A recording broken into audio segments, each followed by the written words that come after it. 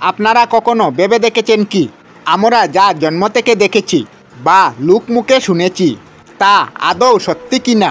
ইতিহাস এই শব্দটি যে বিষয়বস্তুর উপর বিরাজমান সেই বিষয়বস্তু সম্পর্কে দেওয়া তথ্য আদৌ সত্যি কিনা কখনো কি আপনারা যাচাই করে দেখেছেন? আজকে এই বিষয়ে আলোচনা হতে চলছে। তা নিয়ে আমরা তর্ক বিতর্ক সব কিছুতে কিন্তু যাব না।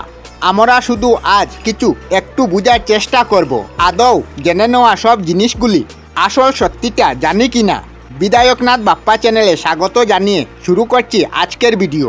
আর আমি সাথে আছি বিধায়কনাথ। দিল্লি আমাদের ভারতের রাজধানী। এই দিল্লি এবং দিল্লির চারিপাশে ছড়িয়ে রয়েছে শত শত বছরের জানা অজানা অনেক ইতিহাস, যার মধ্যে 900 বছর ধরে মাথা উঁচু করে দাঁড়িয়ে রয়েছে একটা বিরাট দার্শনিক ঐতিহাসিক স্থান, কুতুব মিনার। সরকারি নথিপত্র বলে এটি নির্মাণের স্থাপত্য শুরু হয় 1193 খ্রিস্টাব্দে ভারতের প্রথম মুসলমান শাসক কুতুবউদ্দিন আইবাগের আদেশে। তবে এর কাজ সমাপ্ত হতে সময় লেগেছিল দীর্ঘ কিছু বছর।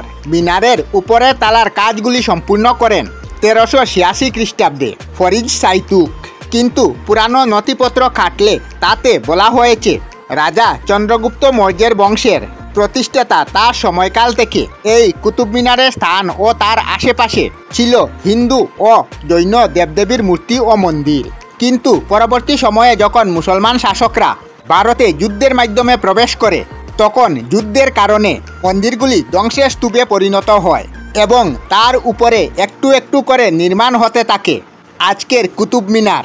এই বলা হয় যে মন্দিরের শিলালিপি ও পাথরের ভগ্নাংশ অনেক ক্ষেত্রে কুতুব মিনার ও তার নানান মসজিদ নির্মাণের ক্ষেত্রে ব্যবহার করা হয়, যাতে আজও কিছু কিছু জায়গায় আজও খোদাই করা পাথরের সূর্যমন্ত্র এবং কিছু জায়গায় হিন্দু দেবদেবীর মূর্তি খোদাই করা আছে।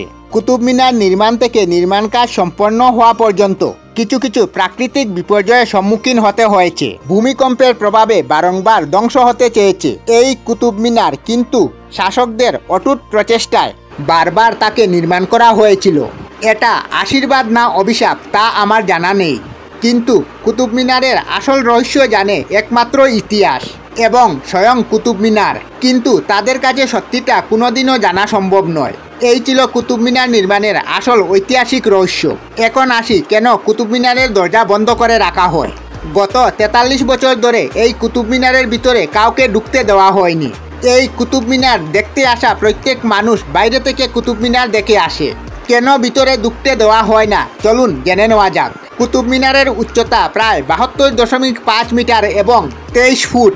এর পার্শ্ব স্থানের চওড়া 84 ফুট এবং সর্বোচ্চ উপরের স্থানটির চওড়া 9 ফুট।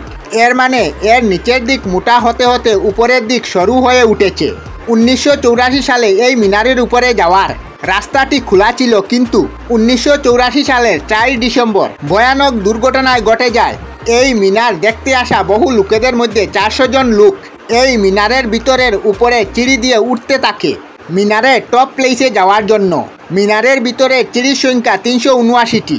সিঁড়িগুলি অনেক সরু হয়, একসাথে একজনের বেশি উপরে উঠা বা নিচে নামা সম্ভব নয়। মিনারের ভিতরে অন্ধকারের কারণে এর ভিতরের আলোর উৎস ছিল কিছু বাল্ব, আর যে কোনো কারণে আলোগুলি নিভে যায় আর কুতুব মিনারের ভিতর অন্ধকার হয়ে যায়। ফলে মানুষ ভয় পেয়ে নিচে নামার চেষ্টা করেন। তাই ছুটাছুটি করতে গিয়ে সিঁড়ি থেকে পড়ে 45 জন মানুষ মারা যায়। তাদের মধ্যে বেশিরভাগ ছিল স্টুডেন্ট। এছাড়া 1947 সালে 9 ডিসেম্বর রানী তারাদেবী এই মিনারের ব্যালকনি থেকে পড়ে সুইসাইড করেন। এছাড়া প্যারানর্মাল এক্সপেরিমেন্ট করেছেন কিছু প্যারানর্মাল এক্সপার্ট। তারা বলেছেন অনেক সময় কারো তাকার অনুভূতি পাওয়া যায় কুতুব মিনারের ভিতরে। তা আদৌ সত্য না মিথ্যা তা আমি জানি না। তাই এইসব দুর্ঘটনার কারণে কুতুব মিনারের দরজা বন্ধ করা হয়, কাউকে কুতুব মিনারের ভিতরে ঢুকতে দেওয়া হয় না। আমরা আমাদের চ্যানেলে সব ধরনের ভিডিও আপলোড করি, যেমন ব্লগ, নিউজ, কুকিং ভিডিও, ধার্মিক আলোচনা ইত্যাদি। যদি আপনারা এই ধরনের ভিডিও দেখতে পছন্দ করেন তাহলে এই চ্যানেলটি নিশ্চয়ই সাবস্ক্রাইব করবেন। আমি আপনাদের সাথে বিধায়কনাথ আজকের মতো বিদায় নিলাম। আর ভিডিওটি ভালো লাগে লাইক, শেয়ার ও কমেন্ট করবেন। ভিডিওটি সম্পূর্ণ দেখার জন্য অশেষ ধন্যবাদ।